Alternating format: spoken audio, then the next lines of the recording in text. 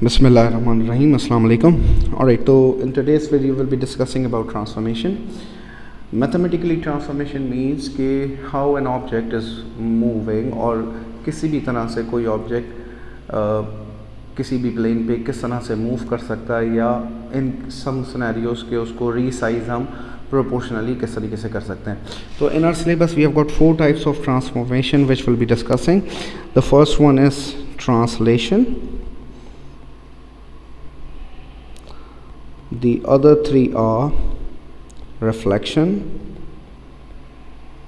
rotation, and enlargement. In today's video we'll be particularly discussing about translation. So what does translation means? Translation means sliding or movement of any object on a grid or on a plane or on a graph. ठीक है, तो it represent movement, movement along grid. Obviously when it is moving on a grid it has to move on x-axis and y-axis. We'll be discussing about it later.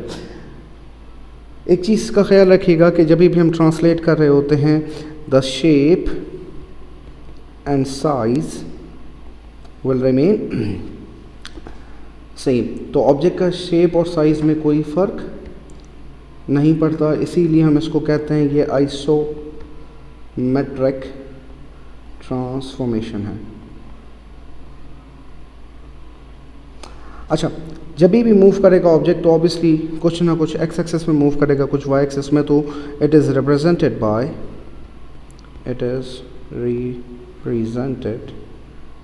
by column matrix which is AB.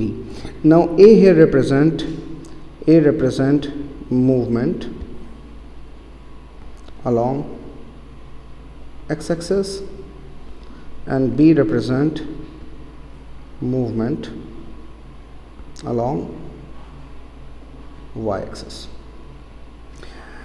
Understand, अगर ए positive है तो the object will be moving right,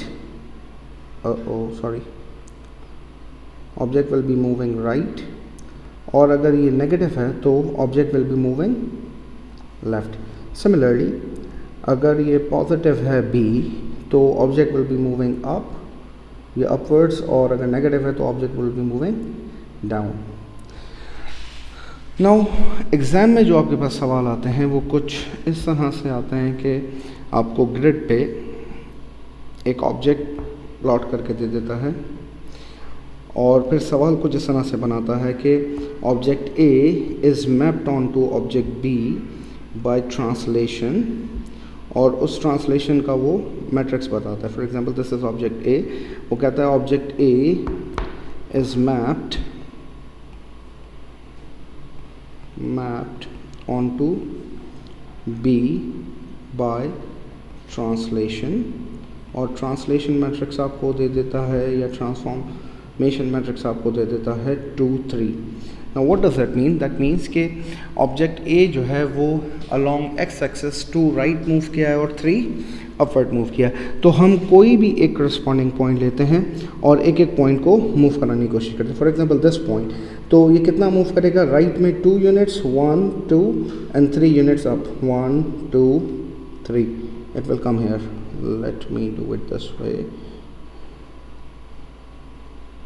सवाल को हम इधर लिख देते हैं, ठीक है.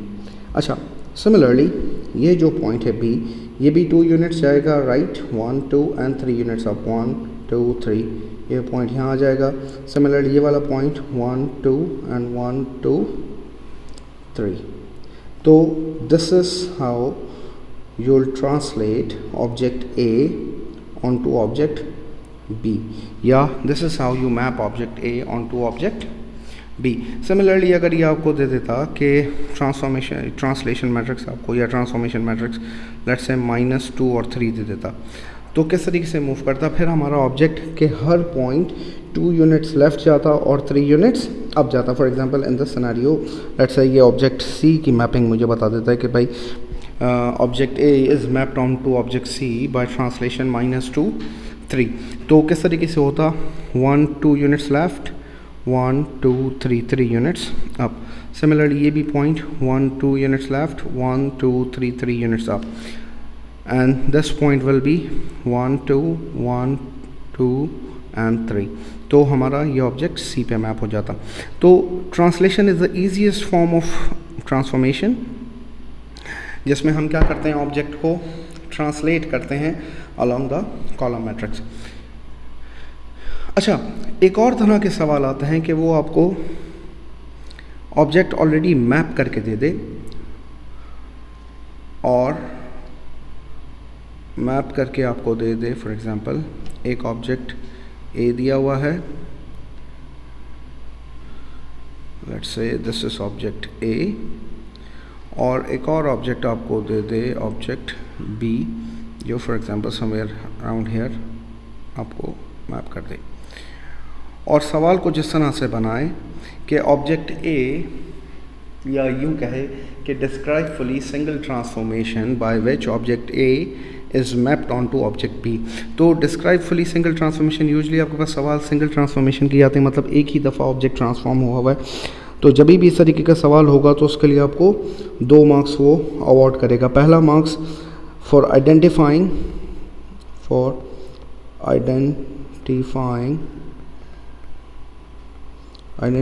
टाइप ऑफ ट्रांसलेशन और ट्रांसफॉर्मेशन, टाइप ऑफ ट्रांसफॉर्मेशन, और दूसरा मार्क्स आपको अवार्ड करेगा,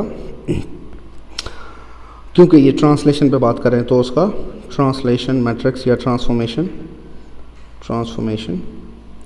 मैट्रिक्स लिखने पे, या कॉलम वेक्टर लिखने पे उसकी, या कॉलम मैट्रिक्स लिखने पे। ठीक है, तो अभी हमने आइडेंटिफाई करना है ऑब्वियसली, क्योंकि ऑब्जेक्ट के अंदर कोई रोटेशन नहीं है, कोई रिफ्लेक्शन नहीं हुई हुई, ऑब्जेक्ट सिर्फ स्लाइड किया हुआ है ना, वो एनलार्ज हुआ है। तो ऑब्जेक्ट सिर्फ अगर स्लाइड किया हो तो ऑब्वियसली आप पहला पार्ट तो आराम से लिख लेंगे। इसकी डिस्क्राइब फुली सिंगल ट्रांसफॉर्मेशन के आंसर में पहला मार्क्स तो आपको इसमें मिल जाएगा, जो आपने आइडेंटिफाई कर लिया कि दिस इज़ ट्रांसलेशन, और सेकंड आपको इसका मैट्रिक्स बताना। मैट्रिक्स इस तरह से बनेगा। मैट्रिक्स बनाने के लिए हम वही करेंगे, कोई भी एक करस्पॉन्डिंग पॉइंट लें। फॉर एग्जांपल इसका ये पॉइंट और ये पॉइंट, ये दोनों सेम पॉइंट्स हैं, करस्पॉन्डिंग पॉइंट्स हैं। देखें इसकी मूवमेंट कितनी हुई है। तो अलॉन्ग एक्स एक्सिस ये कितना मूव किया, 1 2 3 4 5।